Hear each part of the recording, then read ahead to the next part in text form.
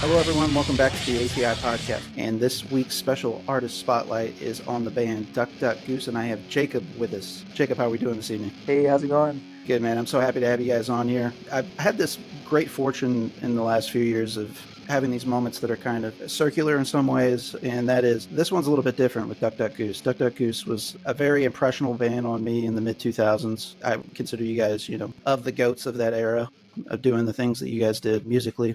I think a lot of people would kind of equate that to like the mathcore adjacent sounding bands, if you will. So bands peers of a similar area, like Heavy Heavy Low Low, Number 12 Looks Like You, folks I know that you're familiar with as well. But at the time, I was actually playing music myself. And so a lot of what you guys did inspired me as a musician. And we actually had a show scheduled with you guys when you were on tour in 2008. Wow. And so you didn't get to make the date. It was in Farmington, Missouri.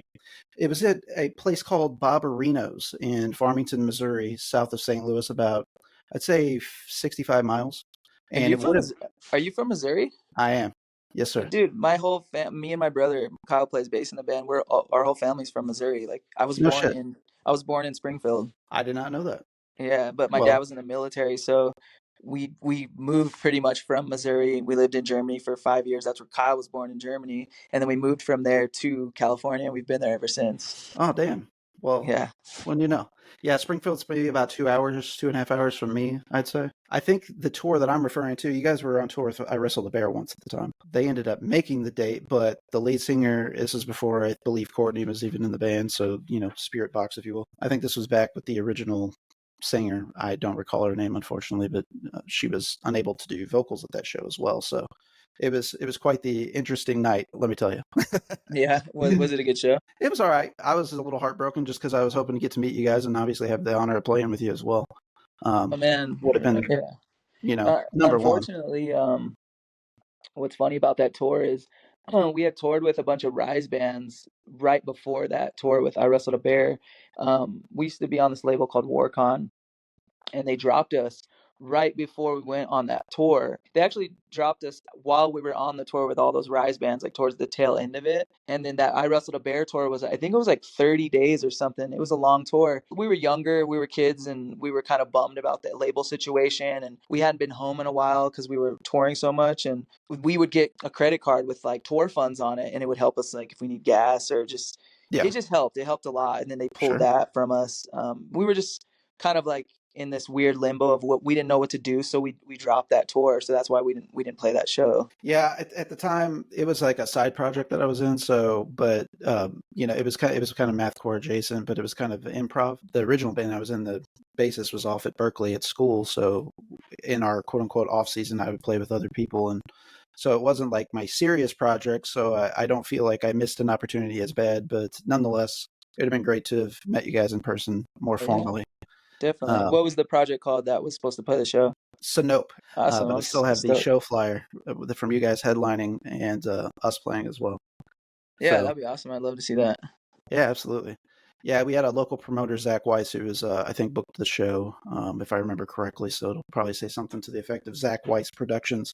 He was kind of a local legend. He would actually get decent tour packages to come down either from St. Louis or, depending on what the routing was, sometimes just stop through Farmington. Okay. All together. So yeah, we had a decent little music scene down here for a little while, but unfortunately that did not last too long. The politics, churches, and old heads of the town, of course, had to ruin that for all these young kids that were actually doing something positive with themselves.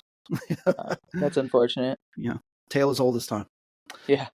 Everywhere. So, but back to Duck Duck Goose, Jacob. Man, I just remember those demos coming out and, the early EP and album.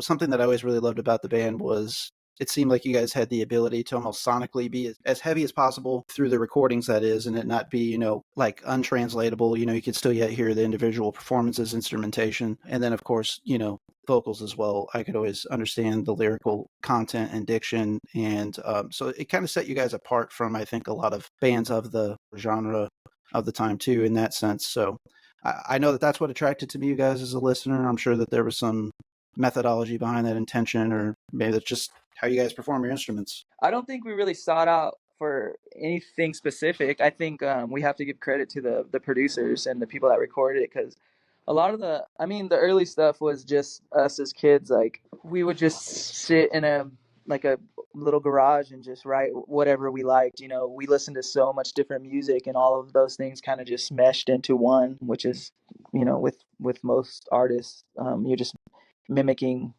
you're making a new version of what you like. It was just a fun project that we never took too serious in the beginning, and I think that's what made it so special. It was like a joke that we took serious because we love to play music so much. But as far as like trying to achieve like clarity from like the way our writing style or the way we sounded was not intentional. It was just, I think the stars just aligned. Like, I think one of the biggest things when people ask, because people have asked that before, is I don't think we were as good at our instruments, as we are now. So when you're a younger kid, you're writing something that you want to be technical, but your skill level isn't technical. Yeah, I hear You're you. you're just writing these, like, for the lack of a better term, like bad versions of stuff that you like. So that could come across as like more coherent, or like more, oh, that sounds like more listenable. But it was just probably all of us not being as advanced at our instruments. That's another thing I would say is, and you touched on this just momentarily, was the fact that, it was for fun. I think that Mm, that came through with your guys's, live performances and that sort of thing as well. As Yeah, and that's something that would definitely attracted to me. You get to you guys as a band, as a fan of the time, was that fun was apparent. You guys were having a good time, and I'm really here for it, because some bands can like lose out on the importance of enjoying themselves whenever they're performing. yeah, definitely. But the number one goal was to have fun, and every time we'd write something, it would translate to, the conversation would be, what would this be like live? Oh, this part live would do this. This would create this reaction from the crowd if we did this, and every single part was written around that. And I think that's probably the number one thing that gets like overseen or missed when bands are writing songs. Is it's fun to just write for yourself, but also like you're trying to entertain at the end of the day. So, and Sure. you're competing with millions of bands. Right, right. Yeah, you always got to do something to at least attempt to set yourself apart, for sure. Mhm. And the time that you guys came up as well, I think it would be hard for people. I mean, maybe present day it'd be easier for people to say, okay, well, they kind of sound like this band or that band because there's been so many people after you. But I feel like that you guys were among some of the early pioneers of, again, what people would characterize as what mathcore is today. I don't know if you guys perceived yourselves as such, or if you guys were just like, well, we just ripped off so and so's riffs, or whatever the case is. Like, what would you point to, I guess, that kind of led you guys down that path artistically?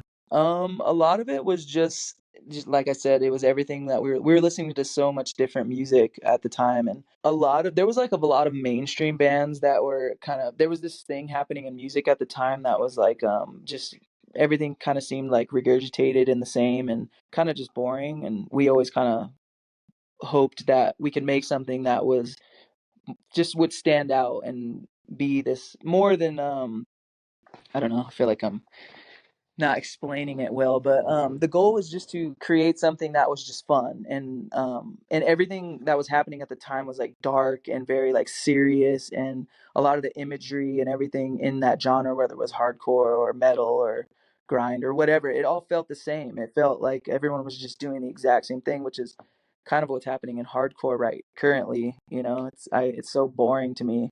There's, with the exception of a couple of people, but that was happening then, and we saw that, so that's why like the colorful artwork and the stupid t-shirts and the stupid name, it was just all, it wasn't like a fuck you, or it wasn't like we hate you. It was just like, what can we do to be on the other end of this, Right. with I don't know, it's just anyone at the end of the day wants people to like their music, so you can't go as far as to making it unlistenable, Right. but you can be different enough and still have those elements that keep you in the scene. You know what I mean?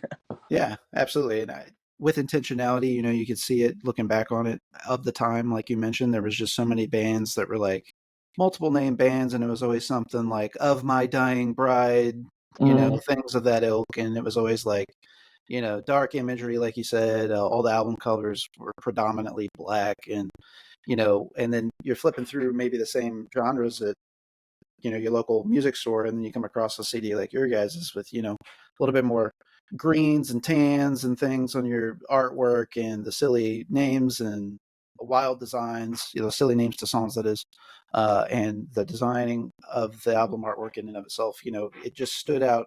It passed the eye test as far as being different. So you yeah. guys definitely nailed that aesthetic piece of it as well.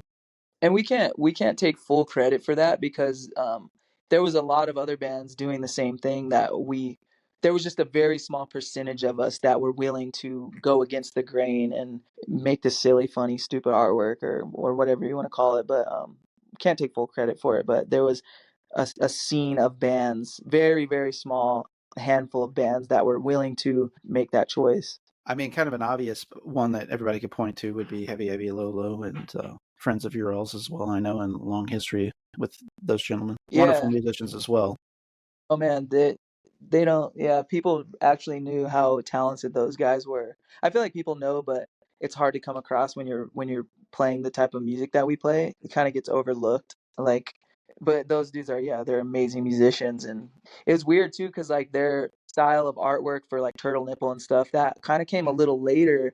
But yeah, of course, when you think of that style, it's that, you know. Yeah, for sure. Yeah, I had the pleasure of talking to Robbie a few weeks ago, and I didn't even realize, his detail for filmmaking and stuff like that. It's just amazing, like how he's coming along in that world as well. I came away really impressed with that. Yeah, definitely. Me and Rob are really close. We talk pretty much like every day, but we we did some films together while I was in a couple of his films. But when we would play shows and tour and stuff, we shared the same love for like film and movies, and I think that's what continued our relationship once even the band stopped playing for so long. That's awesome. Who are some of your favorite filmmakers, if you don't mind me asking? I'm more like a horror guy too. Obviously, the David Lynches and the Tarantinos but I like Cronenberg a lot. He's my favorite Like David director. Cronenberg is like probably my favorite, my most favorite director in the horror genre. But yeah, I'm a big horror guy. Yeah, Cronenberg's my absolute favorite director of all time, and Oh Lynch is yeah. right behind him. Yeah, big Cronenberg fan. I would say maybe the first movie of his that I watched and remembered watching and all the way through would probably be The Fly. Mm. So, but and arguably one of his better films. But I would say, like, Videodrome was one that had a pretty big impact on me. Oh yeah. Scanners. I even like his Yeah. early work, like The Brood. It's Of course. it's Yeah. excellent as well. Shivers is excellent. Rabbit, Hmm. love them all. Oh yeah. It's funny because like one of the first horror movies I saw was Nightbreed, Nice. and it was because my dad had like a VHS copy of it, and it was like the first scary movie and the first pair of like boobs I saw. And as like this tiny kid. But Love it. growing up, I always thought that David Cronenberg was like a part of. I thought he was like that was his movie because he was in it. But I didn't realize like later on in life he was just cast as a part of the movie. He was just an actor in the movie. Right. Yeah, it's funny that some of those choices that he made sometimes as being an actor in something. Yeah, he was great in it too. Like he Yeah, he was. plays this character that's very convincing and scary, and it almost makes you think like, wow, that's the guy that made all these cool movies. Like it Right. just the character didn't fit like his real personality. Sure. Yeah, kind of a creep in that. So the movies that he makes, you can kind of see maybe how he would be able to act that out on screen, though. But it's funny and fascinating to actually, sit down and watch interviews with him. He seems to have such a more refined personality and interests, and it's almost weird that this guy makes these movies in some senses. Like you wouldn't expect it maybe on the surface. Oh yeah, for sure. His son stuff is really good too. I like a lot of his work, but maybe I'm just a fan because of his dad. It could be, but Antiviral is still one of my favorite movies of the last 15 years, easily. I guess 2011 is when that came out. So yeah, Yeah, definitely his. but all of his stuff is killer for sure.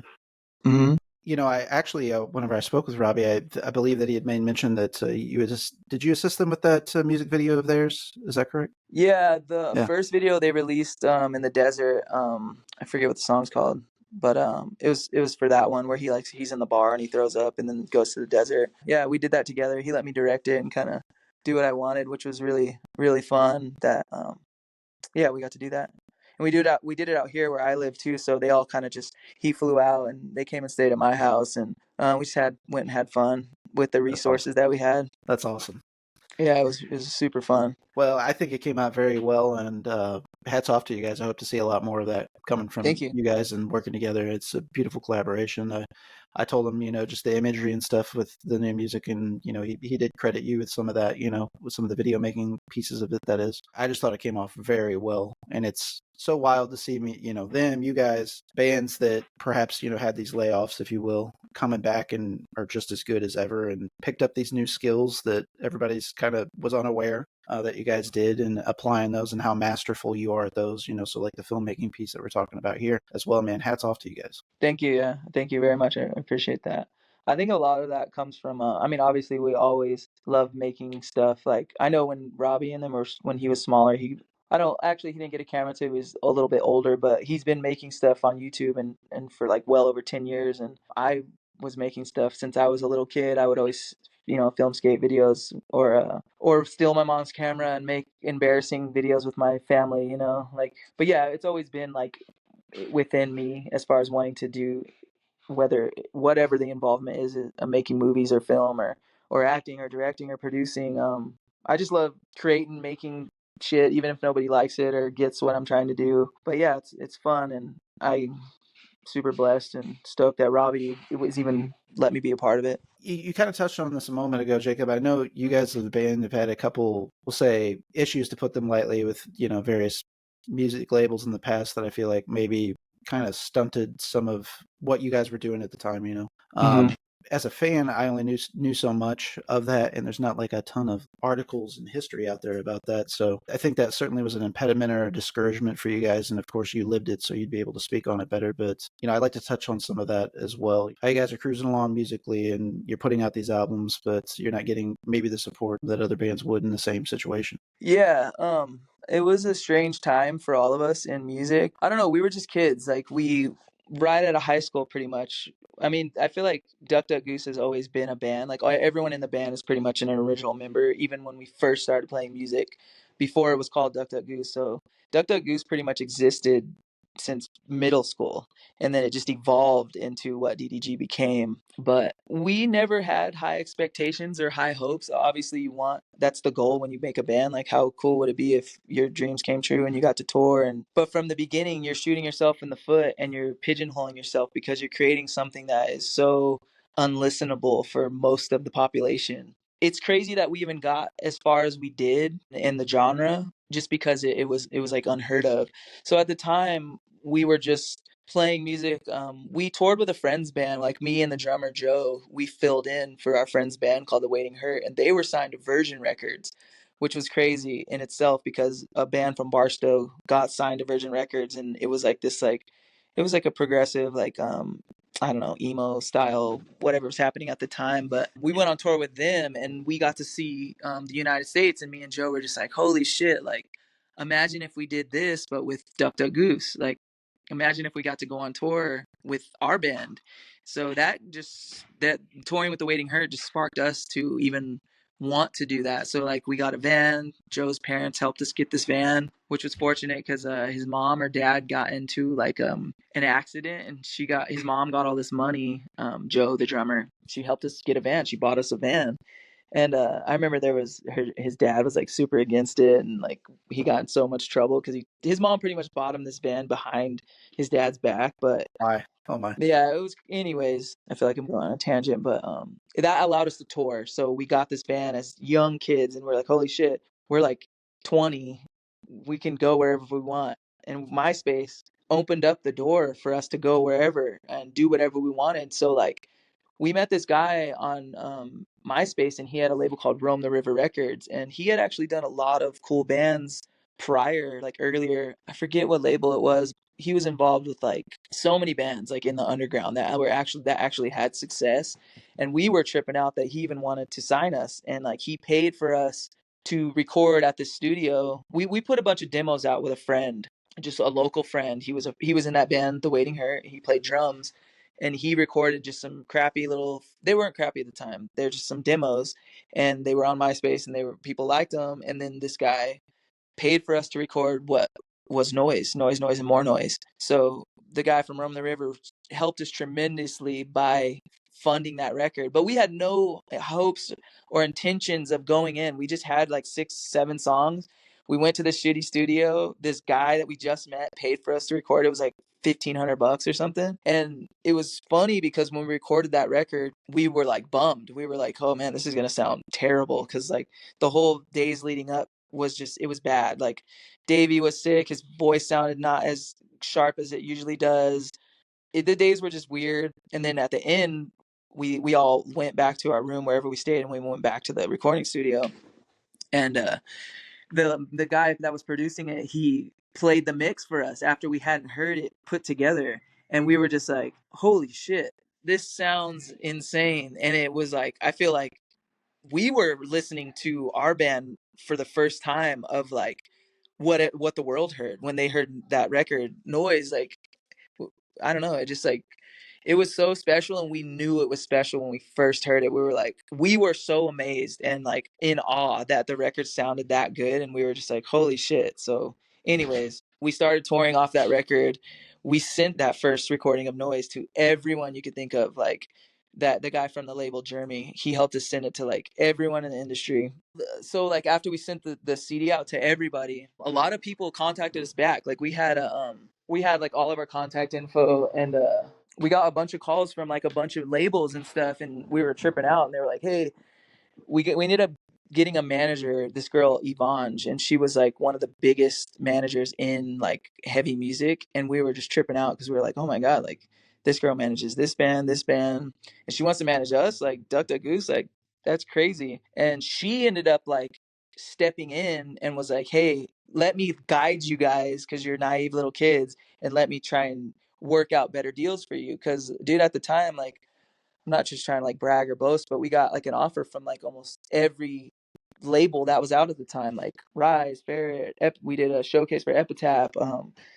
Anyways, so that girl Yvonne worked for WARCON Records, which is who we signed with, and it was because she worked for them as like an A&R or something. She was like, hey, you're getting offers from all these people, but I think I can get you a better deal here where I work, and then I could still be your manager, and it will just all be in under the same umbrella. In the long run, that ended up just not being the best decision for us because that Right. label went under while we were on tour, like I said earlier, and it just like totally just like derailed our like what Momentum. we like our progression and like what we were doing at the time. We were just so motivated to just like what's next, what are we gonna do next, and it just like it definitely like hurt us and put this weird taste in our mouth about a lot of shit. And then even after that label went under, we tried to sign to all those other labels that we got offers from, but no one wanted to fuck with us because we didn't initially take their first offer. So it's like, oh, now you want to sign with us? Like, so it Right. just kind of fucked us over. And they promised that label promised us the world, and you're gonna do this, you're gonna be on every Warp Tour, your Right. fifth album in is gonna be like a $500,000 record. And it's just funny like looking back and like learning Sure. how things played out. But it was Well, a good time, and I'm glad we got to experience what we did. And for a band like us that's signed to a major label, it's just like unheard of. So it's pretty cool, but it was very short lived. sure. And to your point, like you mentioned, you guys were young at the time. I'm probably the same age as you, Jacob. I'm 37, ready to be 38 here. Mm-hmm. If anybody had thrown something like that in front of me, in 2006, I probably would have equally been as naive and been like, I've told the story before, like this battle of the bands I played with this band. I'm like, sure, we'll do that. And we win. And I think, okay, where do we sign the record label at? Like, Yeah. I was just an 18-year-old kid. I didn't know any better, I Yeah. thought that once these things happen, just people start knocking on your door and you're going to get these offers. And I just didn't know. You don't know what you don't know, right? So I could see myself in putting myself in your shoes, and I'm sure our listeners could too. Somebody throws something at you and They try to act like they're doing you a favor and everything else. It sounds easy. Everything's under the same umbrella. They're using terminology like that. Oh man, Hmm. this is just the ideal situation for me. But One of the funniest things is they had us doing like showcases. Are you familiar with like a yeah, showcase? yeah, absolutely. So like we did a couple. We did one for Epitaph, and then we did one for WARCON, and it was they rented out this big studio in LA, and they had these four guys that worked for that like ran WARCON, and we played like a live show just for these four old men that were literally like in their 60s, and they're just sitting on this couch, and we're like playing as DDG, and we're just like it's just funny, like it just seems so like just Bizarre. corny and Yeah, just awkward, and we're like just playing for these old men that just had no idea what the fuck right. we They were were doing. listening to. Yeah. And I love it. they're like clapping and like they're like, yeah, that was awesome. And they like took us out to sushi after at this super bougie sushi spot, and it was like these dirty little like kids. It's funny looking back. Oh man, that's actually pretty hilarious. Yeah. Oh, would love to have seen that. Right. Well, Jacob, I know at some point you guys had to. Well, I don't know, no necessarily had to, but I know that you did the name change with the band. So let's talk about the purpose and intentions of that, and why you guys would go on to release an album under a different name. I think a lot of it was we were getting older and more mature, and we wanted to like that scene and that style of music was like kind of fizzling, like kind of dying out, and we just wanted to do something just different. Like Davey was a very talented vocalist, like he's really good at singing and writing melodies, and we would always kind of like he would be hindered from doing that with DDG because it was just so go. Yeah. So we wanted to just create more melody in the songs and just make more room for like more coherent parts, more structure. But DDG was still being streamed and attached to like all of that other stuff, like with the label. It was still on everything, like anything you looked up, it was just being funneled through that label. Because even though they went under, it was still they were still active, which was super weird. Mm, But that just kind of like we were like, dude, let's just get away from this DDG thing. We're getting older. Like, let's try something new. And like the last song on our last record was called Pollution People. So we're like, that was like the introduction. We kind of were like, all right, let's take Pollution People, the last song with Robbie, and we'll use that as the new band name. That way people are just like, oh, they changed their name. Oh, they changed their style. They changed like, we kind of just rebranded, but without, yeah, it was fun. Like, I feel like some of that stuff is the best stuff we've ever written, like the Pollution yeah. People stuff. Yeah, it's very strong as well, and I think if people haven't listened to it, I would recommend that you do so first and foremost. But secondly, there's definitely an intentionality or a change musically to some extent, but there's enough connective tissue that it's still obviously you guys. Duck Duck Goose. Yeah, you could definitely hear DDG, and I mean it's all the same people, so it's definitely there. Yeah, it's hard to find. But we're working on something. Don't want to give too much away, but we're working Well, on something. well, that sounds great. So obviously, everybody that listens to our show knows that as details become revealed in the future with bands that we speak to, they can't maybe speak about it at that moment. We're always resharing that news, rebroadcasting it, so people can stay up to date. So, but otherwise, anything that we're referring to, and of course, we're going to have all the details for following Duck Duck Goose within the details of this episode, if you will. So Okay. always hit that for the jump. You guys can follow them across all the social media platforms that they're on. You guys, Jacob, are pretty active on Instagram, from what I can tell, mostly. Is that correct? Yeah, we are. We try not to be too annoying. It's kind of I like to always do the glass jaw approach where like you kind of hide away for a bit, and then when you have actually something to say, then you can peek back out. I feel like the reaction is always a little better when you do it like that, and yeah, it's fun.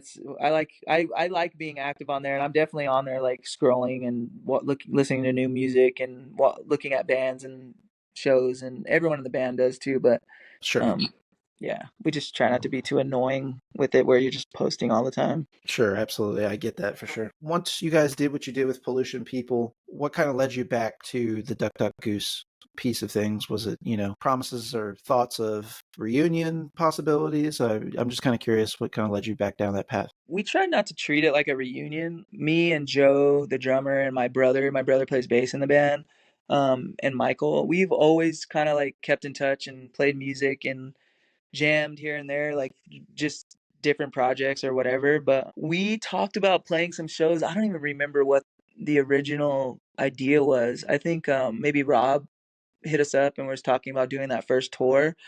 But before that, me and Joe and them had already been jamming and talking about doing stuff, but it was going to be something else. And then the whole DDG thing was just like, well, should we just start playing as DDG again? Like, because there was a resurgence of that style of music, and we kind of saw it coming, and we're just like, oh man, like maybe let's just do this. It feels natural. It doesn't feel like forced. But the tour with Heavy definitely helped kick it into gears, and then we did that Wax Vessel release of Noise, which was like in the very early stages of us talking about doing the DDG thing again. But I think all of those things kind of just snowballed into us like jumping back into it. Well, I'm sure it didn't feel so much as a surprise then that you guys kind of got right back on the saddle, considering the fact that you were still actively playing with the musical pieces of the band.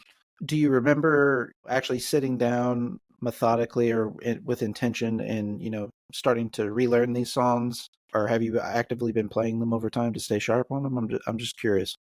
Whenever you That's came something back to yeah, that's something I think about all the time, because even now, like I'll write songs or I'll forget them, and I'm just like, man, if I just exercised and played these songs every day one time, I'll never forget them ever again. But there was some a little. It wasn't too hard to relearn the old songs, like the DDG ones. Like I said, they were a bunch of little idiot kids wrote them, so it was pretty easy to pick it back up. But there was stuff in later in the career, like with Off Yourself, where we got a little bit more technical and the writing was a little more mature, so that stuff was a little more harder to relearn. The tuning was hard because Noise was recorded in such a low tuning. It's like the lowest you can go before your strings go out of tune. And then for Noise, we tuned up a little bit just to like for more clarity.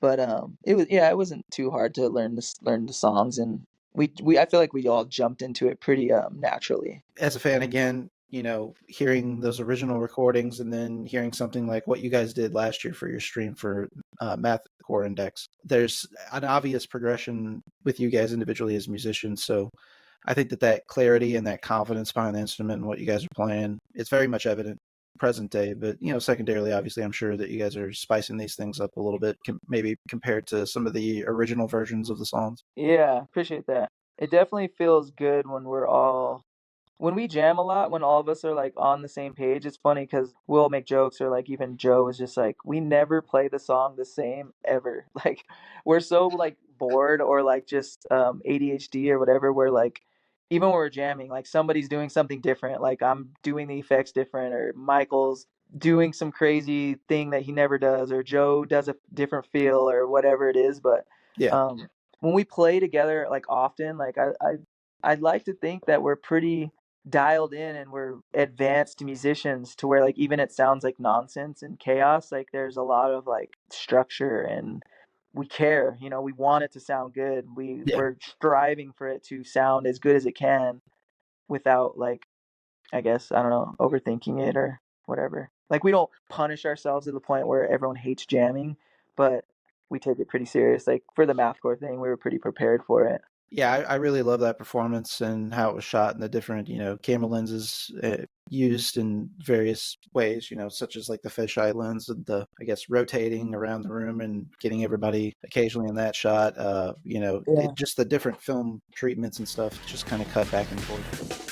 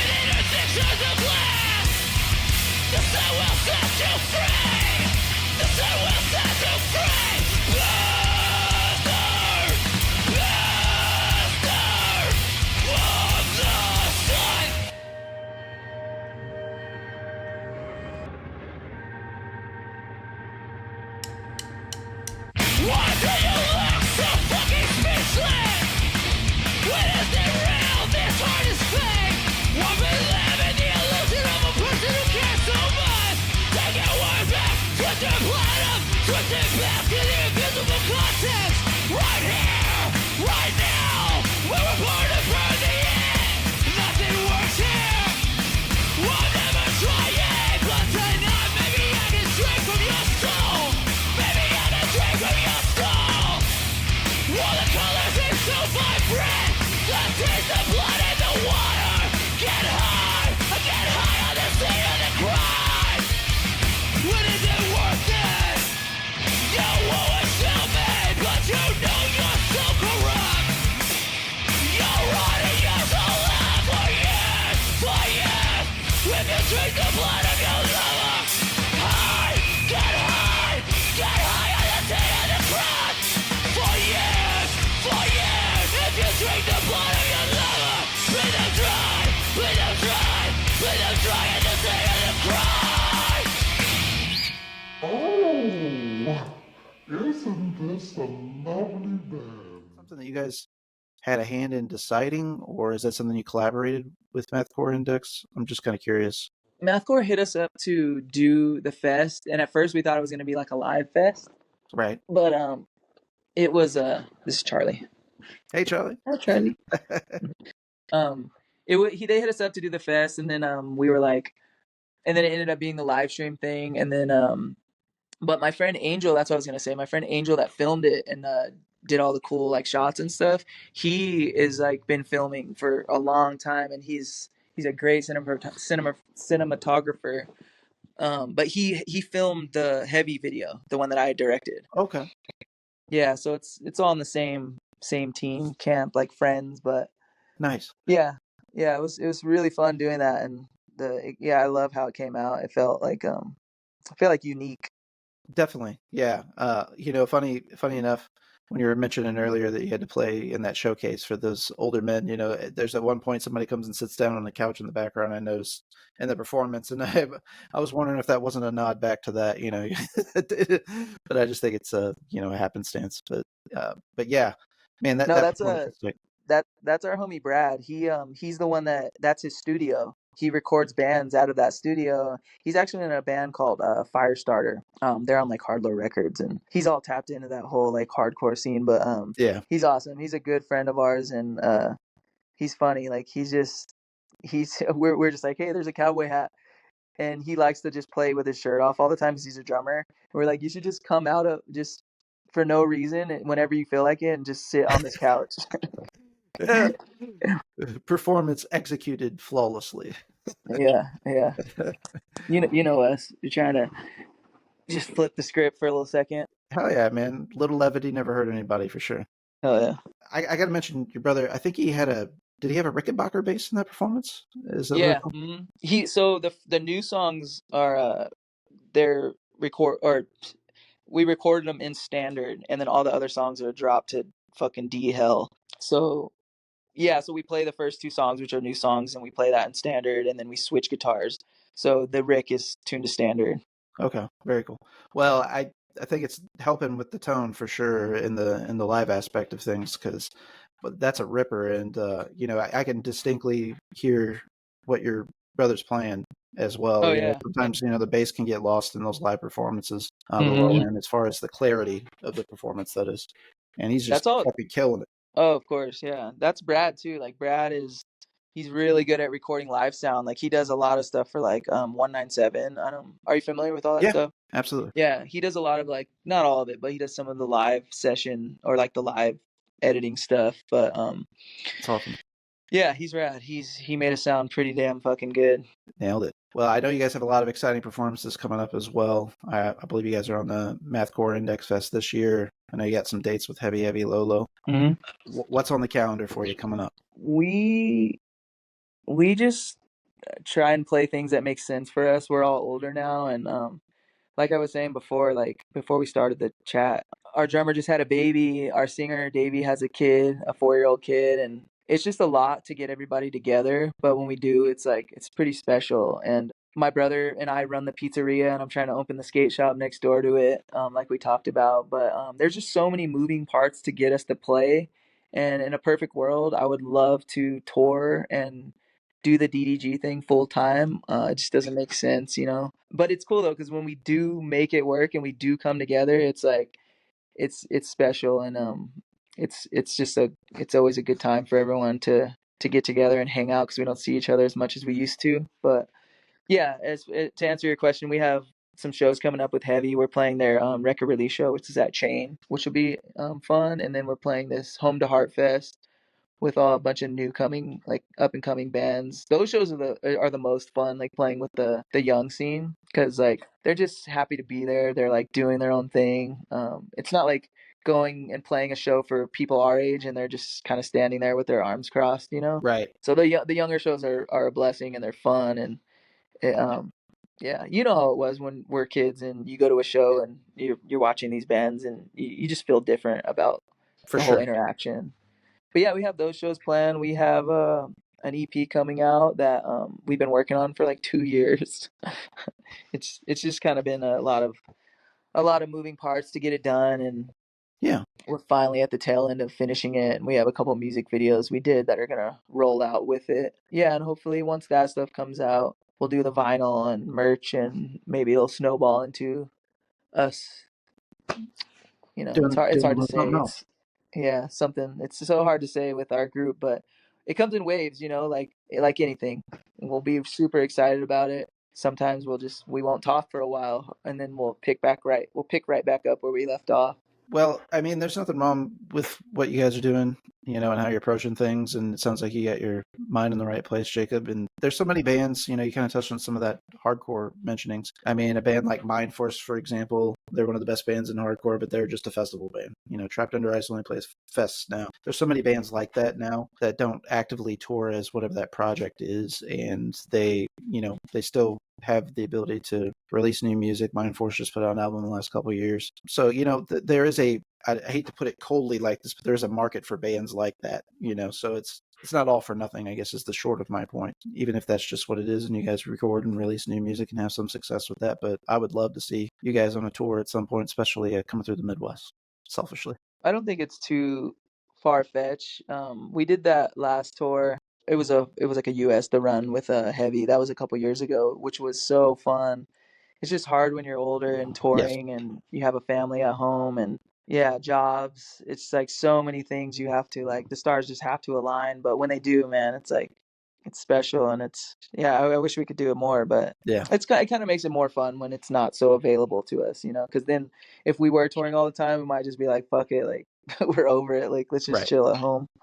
Yeah, it's a bit of the absence makes the heart grow fonder type of scenario, I would Yeah, imagine. definitely. Yeah, but hopefully I don't want to say no. I definitely think that one day we could make it happen. At least one more full US or something. Who knows? Sure. Yeah. Well, let's see what the future brings. Jacob, as we're wrapping things up here, I'm kind of curious what kind of, and you made some comments about current state of hardcore and you guys coming back, and so I'm just kind of curious, what artists do you find yourself occupying your time with? Like, who do you listen to the most, or what are some artists that you're digging? Me personally, Yeah. I listen to so much stuff. It's so hard to say. I listen to everything. I'll wake up and I'll listen to country. I'll listen to Garth Brooks or Brooks and Dunn, or I'll throw on Buena Vista Social Club, or I'll listen to Glassjaw, or fucking. I don't listen to too much new music in our scene. I actually don't listen to it at all, because I don't know, maybe I think my hard drive in my brain is just at capacity. Yeah. But I like that band February. They're awesome. They're playing that festival, that Home to Heart festival. There's a bunch of younger bands that are doing some cool stuff.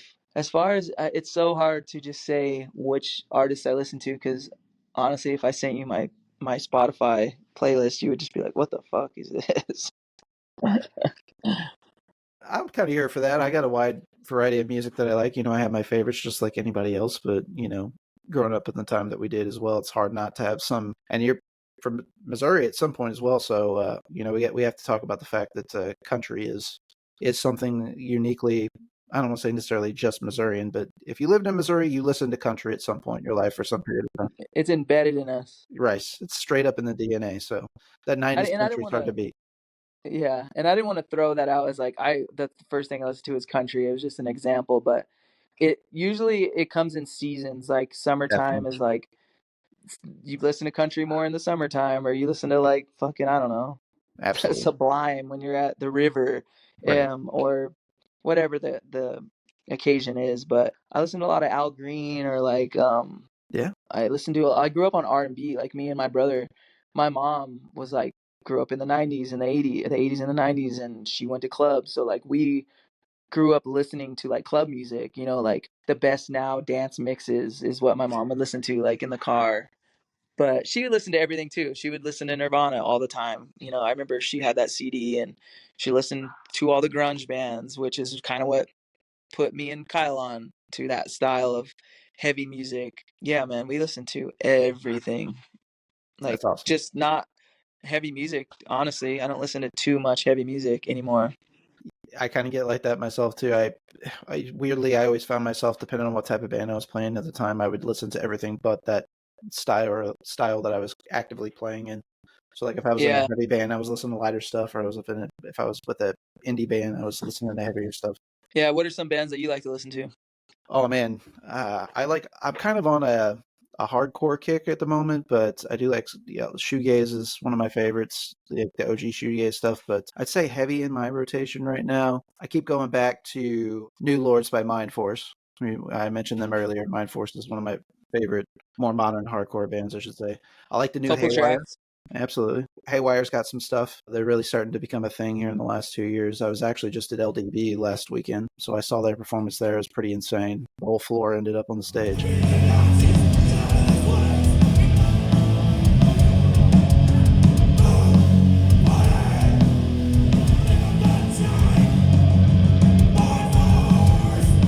Yeah. Oh shit. Yeah, it was absolutely bonkers. But they've got a little bit more of an old school hardcore feel to them, like 80s hardcore, things more of the ilk of like Black Flag, Bad Brains.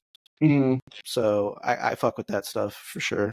Oh, of course, yeah. You always go through like phases. Like I went through a heavy punk phase where I was listening to all that stuff, like Yeah. Bad Brains, Minor Threat, Black Flag. They were like heavy rotation, especially kind of around like the Off Yourself writing era. I feel like we kind of like got into this like early punk stuff, but we listened to like The Locust and Yeah. all these like San Diego grind bands that created their own like genre. That was a big influence on us, and the chaos was because we listened to so much of that stuff. Yeah. My favorite artists of all time are like my mom would listen to Phil Collins all the time. So like I'm a big Phil Collins fan. I love Phil Collins. Yeah, Peter he's Gabriel, oh yeah, Genesis. Genesis. Yeah, Yeah, come of on. course. Let's go. Yeah, and like David Bowie. David Bowie's like number one probably for me. Like Absolutely. front to back, every album he's put out is great. I'm a big Agree. Pixies fan. Pixies Oh is yeah. probably my favorite band of all Nice. time. Very nice. But What's your favorite but record? yeah, between all of that stuff, it's like it's so hard for me to like just name one thing. But I think those last few artists I name are always in the rotation. What's your favorite Pixies record? Doolittle, obviously, but Sure. I don't know. I like all Got of the them. I most even like tracks. some of the yeah, I even like some of the newer stuff they did. I like all their stuff. It stems from skateboarding. Like I grew up in the skateboard kind of world, and the first time I heard the Pixies was like in Baker 2G in a skate video. So Dustin Dolan skates to like "Where's My Mind," which is like probably my least favorite song of theirs now. But, Yeah, because just being driven in the ground and overplayed. I think it's. oh I yeah, actually just had looked at their plays coincidentally, like in the last week. That song has been played over 1 billion times on Spotify alone, which is oh I'm sure. beyond my comprehension in some ways. Because I don't look at them as a mainstream band, but I mean, they obviously are, and obviously have inspired a lot of other people. But yeah, I don't know. It was just kind of hard for me to believe that they had over 1 billion plays on that song. Oh yeah, So yeah, no, that's it's a crazy. crazy number. Oh definitely. There's when I think of like bands like the Pixies, I feel like DDG kind of has like this Pixies-esque the way they would structure songs, not so Yeah, much the sound, but it was for the time. Could you imagine like like being just a listener of music at the time, or just an everyday person, and you weren't a musician and you heard the Pixies? They were creating this like chaotic pop something that was probably just went over everyone's head, where they were just like, that's definitely. why I think they didn't get popular until way later, because no one understood it. It just didn't make sense to people. But there was, you know how in the Pixies songs, there's these like beautiful pop songs in all of this mess. Yes. And I feel like DDG has elements of that where like there's this pop sound that's almost mainstream that we like, it's hidden in the cracks. You know what I mean? Yeah, I'm glad that you mentioned that, because that's something kind of historically you guys had done on your social media pages as far as like listing what genres you are, and pop was always a mention. I remember over time, and I didn't really understand it at the time, other than the fact that I knew you guys were funny and you're probably just trying to be funny. But now that you mention it, in the Pixies, in the quiet loud dynamics is something that's kind of a signature of them, and it's something that you guys, as you would go on as a band, I noticed you started to implement a little bit more. Yeah. So I can see it. I can definitely see it. Yeah, definitely. I feel like we didn't create, but we're a part of this weird surf pop metal hardcore thing that just accidentally happened, but it's fun. It's fun to like write songs and like create these like grooves that don't make sense for like heavy music, Yeah. I know that whatever you guys are going to be touching in the future, just knowing your guys' skill level and the skills that you've acquired over time, I'm really looking forward to all this new stuff that you guys have rolling out, Jacob. I think it's going to be stellar and it's going to be received well. I'm just really looking forward to what you have in the pipeline. Yeah, man. Appreciate you even wanting to talk to us or even care, yeah, super stoked that you hit me up. And yeah, like I was saying, I wish we could have got all the dudes on here, but you know how it was a mission getting this fucking thing set up. Imagine 4 dudes trying to like figure out this technologies. Right. Well, now that we got it figured out, hopefully we can have you guys back on in the future. And, once the new stuff's out, maybe touch base then and about whatever else you guys might have going on. I'd be happy to have you guys back on, or even if it's just you, Jacob. Yeah, definitely. It'd be cool. I'm sure the other dudes would be cool if maybe the next time around they can jump on here. Absolutely, sir. Well, like I mentioned throughout the chat today, we're going to have everything in the episode details, the links to stay in touch with Goose, everything that they have going on. And of course, we're going to update our audience along the way and reboost anything that they've got out and in the works. And of course, we're going to have links to see these guys at upcoming dates as well in the episode details. If you happen to be a city near them or within driving distance or want to make a road trip of it, we're not going to stop you. Let's get out and support these guys. Usually if people come to shows from like out of state and they're pretty like they'll hit us up online and be like, hey, I'm coming from New York or I'm coming from Texas, like we'll usually try our best to just put them on, to get them in for free. Like we'll put them on the guest list, or if it's, as long as it's not a million people, we try our best to do that. So if there's someone that wants to make the trip but they're on a little bit of a budget, like it's fucking punk rock at the end of the day, like just we'll get you into the show regardless. We'll figure it out, Well, that's great to hear. And, Jacob, I'm a big fan of what you guys are doing. And, I just can't express enough how appreciative I am of your time this evening, getting to know you a little bit better. Yeah, man. Likewise. And I'm sure we'll continue to be homies after this. Absolutely. Once a homie, always a homie in my book. Definitely.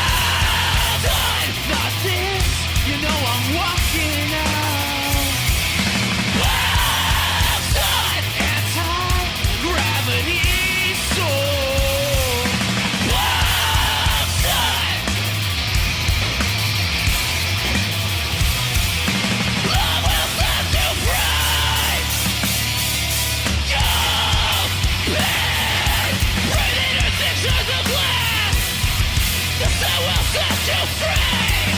The sun will set you free. Bastard, bastard of the sun.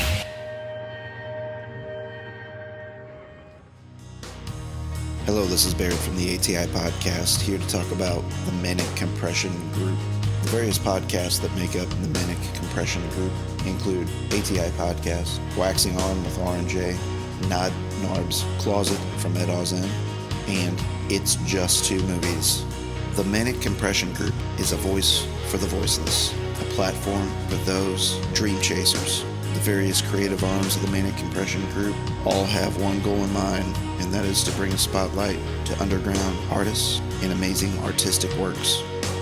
ATI Podcast, hosted by yours truly, focuses in on interviewing rising artists, content creators, and small businesses. Waxing On with R&J, hosted by brothers Ridge and Jake Jackson, gives love to physical media. It promotes purchasing physical media as a means to support artists, album reviews, details on production and audio quality on various formats, all with the end goal in mind to give some love to some amazing artists. Outside of the physical media love, you're going to get reviews on recent concert viewing experiences, as well as local show calendars. Nod Narb's Closet focuses in on miniature painting, the D&D world, role-play games, as well as various niches in the hobbies of 40k Warhammer, Dungeons & Dragons, and tabletop RPGs. Led by Brandon Stewart of Ed Oz In, Nod Narb's Closet brings attention to the many talented people involved in the hobby. It's Just Two Movies, hosted by Danny King in a rotating guest panel, covers just that, two movies. One critically acclaimed or favorably viewed, and a secondary movie probably not good, but the hope is that it is so bad that it's entertaining. Sit back, enjoy some libations to the velvety tones of Danny King and guests, with an injection of jocularity and improv comedy. The Manic Compression Group can be found across all podcasting platforms, but the full experience can always be enjoyed on YouTube. We thank you all. Stay safe out there.